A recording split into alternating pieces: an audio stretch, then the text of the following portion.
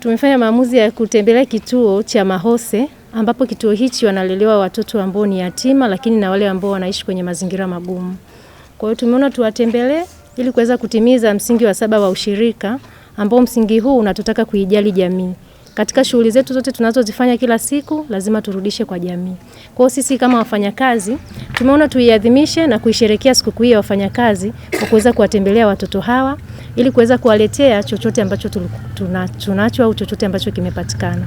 Hivyo katika siku ya leo tumewaletea vitu mbalimbali. Tumewaletea mchele, lakini pia kuna sukari, kuna maharage, tumeleta madaftari, kalamu, penseli, sabuni, lakini pia kuna pads. Tunaamini vitu hivi vitaweza kuwasaidia kwa namna moja au nyingine. Lakini pia ningependa kusema swala hili tu sio litakuwa ni la leo, kwetu sisi litakuwa ni swala endelevu. Tutajitahidi kadri ya uwezo wetu kuweza kurudisha kwa jamii. Kwa vile ambavyo tunavipata, lakini kwa kile ambacho tunakifanya tuweze kurudisha kwa jamii ili tuweze kuenzi na kuendeleza ule msingi wa 7 wa ushirika.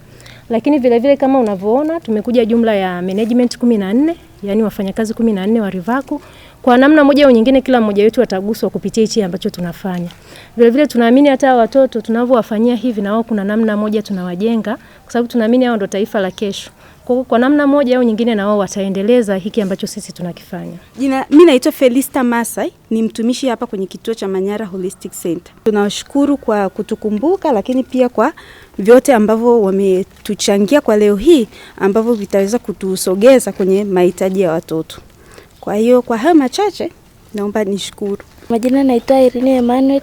Kwa niaba ya wanafunzi wenzangu nasema asanteni kwa hichi mlichotuletea.